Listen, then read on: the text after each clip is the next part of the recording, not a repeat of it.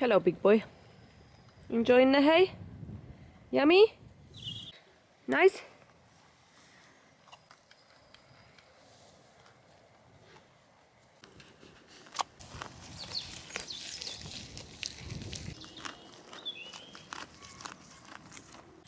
I am getting so excited now.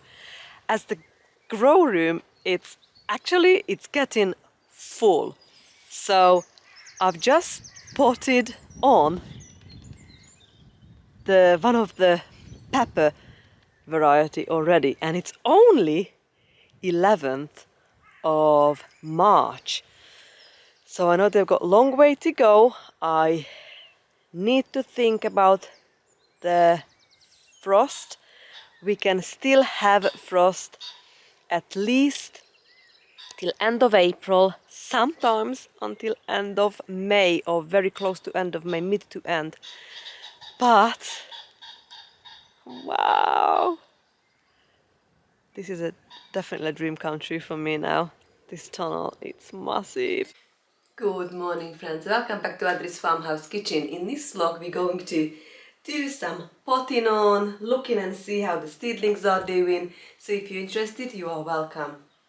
I've just potted on the first peppers yesterday because they had their true leaves, and this one is the życiowa. So this one is the smoked, what we make the smoked paprika powder with. So that's potted on, and I'm looking now. The cayenne we can pot on. This is the cayenne chili pepper what we make the fire water with. That now is getting the true leaves. So quite a few. Even the Red Bull's horn.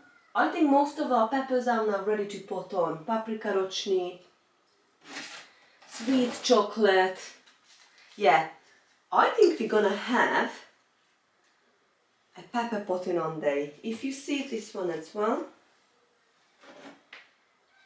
all the flowers, and I am really pleased with the germination rate. About 90%, if not more, germinated for us, everything. So this is that Machu Pichu chili pepper, what is new to me this year. I actually have to Google it, because I can't remember what it looks like. But yeah, they are definitely having their true leaves, even the third pair coming now, so they need potting on. So I have potted on the zinnia. So these one now potted on. I might actually put this here. All the tomatoes are up now, friends, what we've just sown. They are all up. So exciting. Zimbabwe black chili, it's getting true leaves. That needs potting on. Even though they're tiny, they are tiny plants. Look how cute the mullein is. And the mullein is actually a lot taller, up to like 2 meter plus plant. And amazes me from the tiny seed, what doesn't even need to cover up, because it needs light to germinate, it's so small. And these teeny tiny plants can grow to that ginormous plants. So straw flower in here. Yeah. So we do a little bit of probably brassica, and most of them peppers we are potting on. Even these tomatoes now, some of them, because I've sown these are my most crowded tomatoes I've sown. That's the San Marzano, because it was such an old seed, I thought it's never gonna germinate. Oh friends, the first time to smell the tomato leaves. I'm addicted to it. Yes, we're back. Potting on the mustard spinach and the Cottagers Kale. I am just sieving through this homemade compost from last year and mix it together with vermiculite so we can fill these pots and we can start the potting on.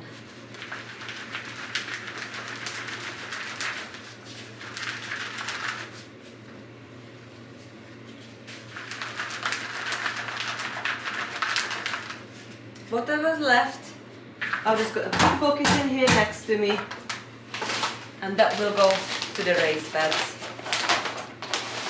Bit of the vermiculite.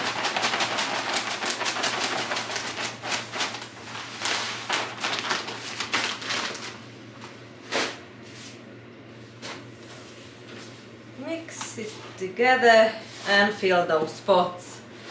These kale and spinach must be my largest seedlings, I think, so far. They grow so fast. So let's fill these pots. I've got this long tray behind me ready. That's where I'm going to leave them. Honestly, as you've seen, we filled these tables now pretty much, I would say, 80% full. So, and as soon we're gonna start putting on the peppers, chilies and tomatoes, the grow light system is gonna be full as well.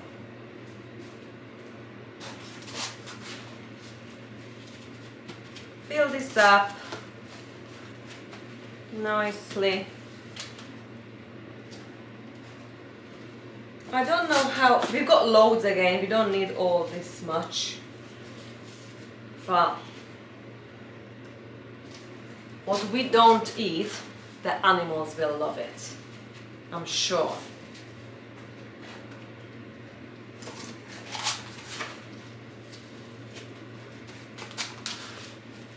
I've still got loads of pots to use up to make this sift compost, so that's brilliant. And I'm gonna use the dibber, and we're gonna do the same as we've done most of our brassicas so far to put these on. If we damage the seed leaf, it's okay, but try to not to damage that stem. The sign in. And just take some out.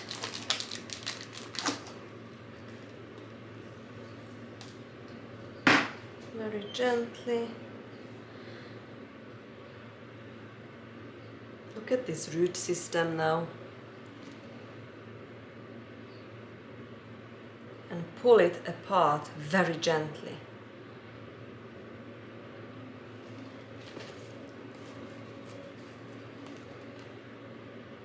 These are lovely kale seedlings these are now.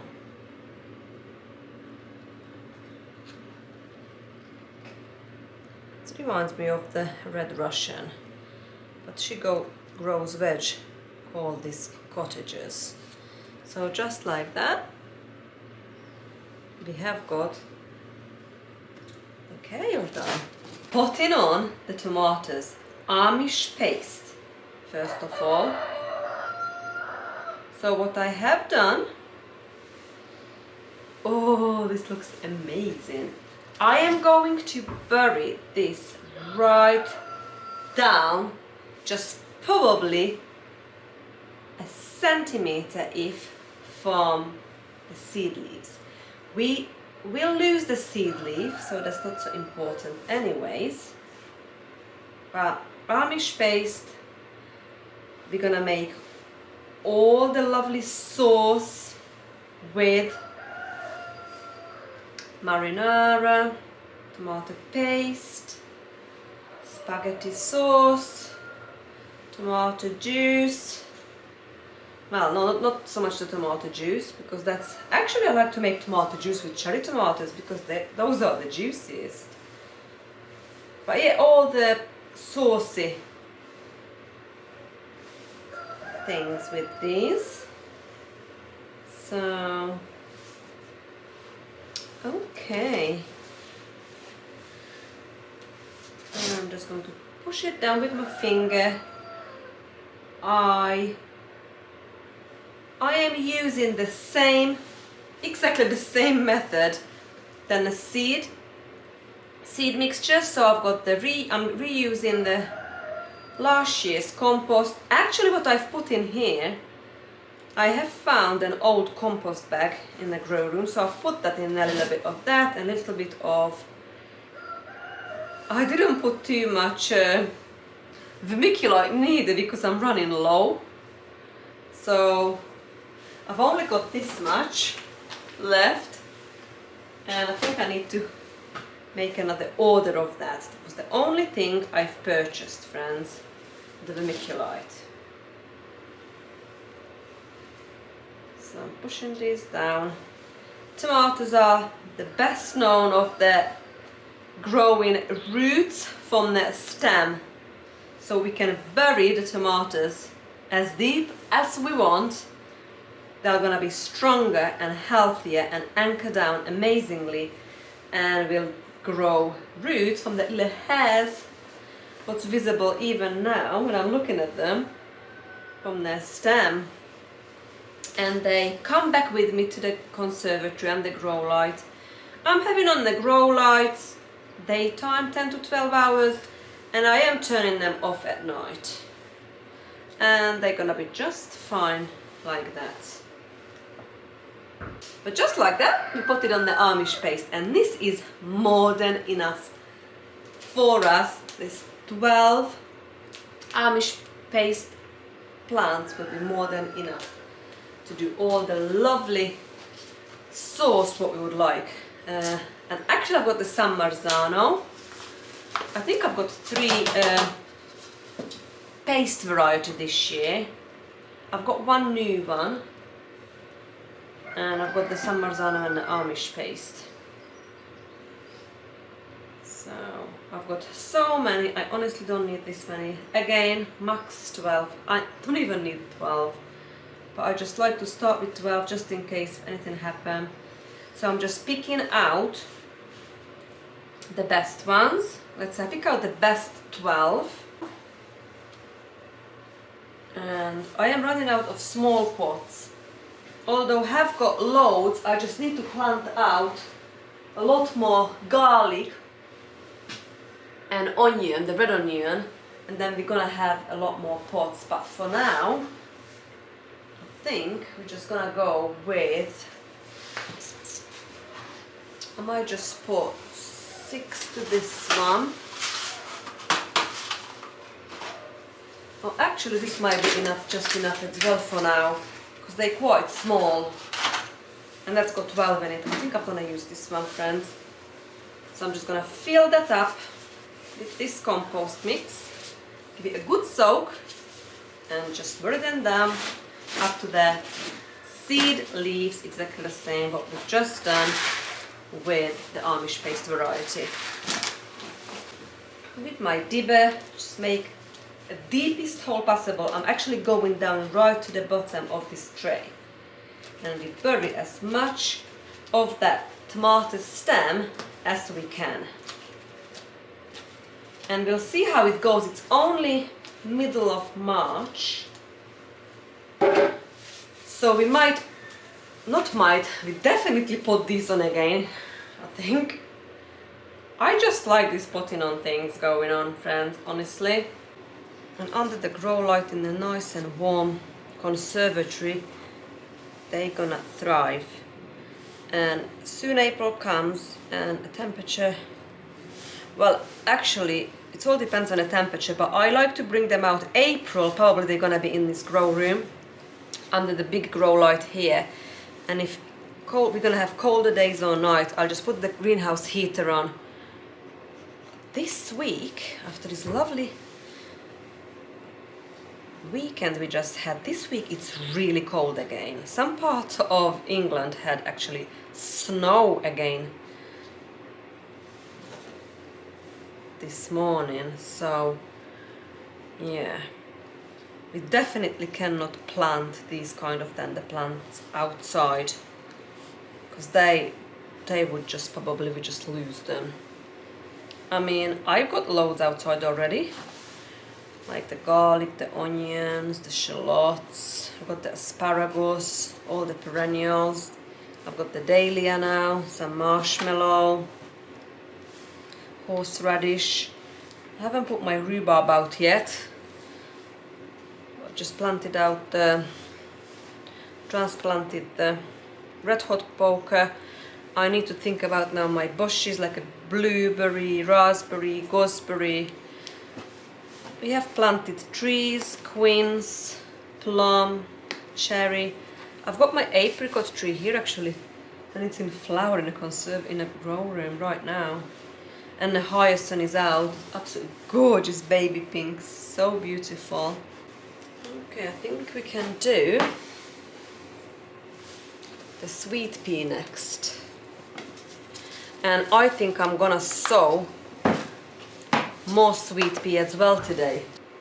So I'm just gonna put them, push them down, make sure the root is dried down. And that's it. And I'm gonna leave this out because they like actually cold. They don't need a pump in the conservatory in a house. Just finishing off potting on the sweet peas. I try to save as much as possible, so I would like to use up all of those sweet peas what have germinated and grown to us. From the first batch what the mouse had, there we still got a few there as well. And this is the second one, and today we're going to sow third time as well, because I just love growing sweet peas. It is not an edible vegetable, but it is such a lovely addition to the vegetable garden or any garden, and they absolutely smell gorgeous. It's not typically a cut flower, but I do pick them and bring them to the kitchen, and it's like perfume the kitchen all the way. So I really enjoyed the potting on a day today, and probably a couple of times a week now I am spending a good few hours in the grow room potting on all sorts, you know. So when I get up in the morning, I'll check the conservatory plants, because that's where most of my seeds end up. Soon they germinate, start to grow on. I pick the few what I think it needs potting on, and then I transfer it to the grow room and usually pot everything on together. And if I think they are cold loving plants, they stay in a grow room. If it like a frosty night comes up, I turn the heater on, otherwise I just leave them out there.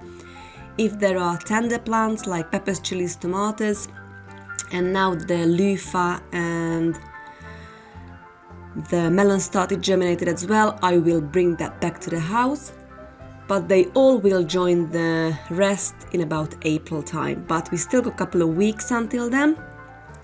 My polytunnel is ready and it looks amazing. So the next vlog is going to be about the polytunnel, and we are going to plant some more onions, and I found a few more garlic, so a few more garlic as well to the polytunnel, and we are going to have a plan. I'm going to talk about all the plans in a polytunnel what we are going to grow in 2025 gardening season together, friends. I am ready to pot on the chilies now, so I am starting with the Machu Pichu chili, and I'm gonna put one to each pot. So I've got 1, 2, 3, 4, 5, 6, 7 good one here, what is more than enough. So I'm just gonna take one out and just bury it down. Same than the tomatoes. This is gonna be so easy. I've got this little tool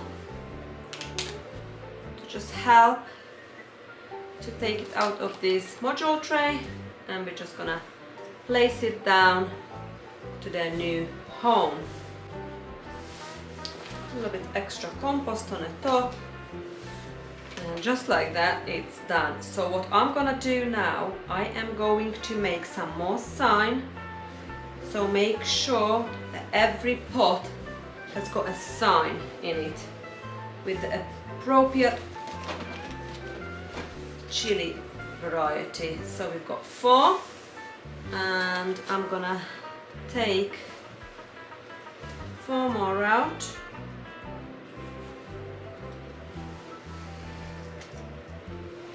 And the rest I'm probably just gonna discard and reuse this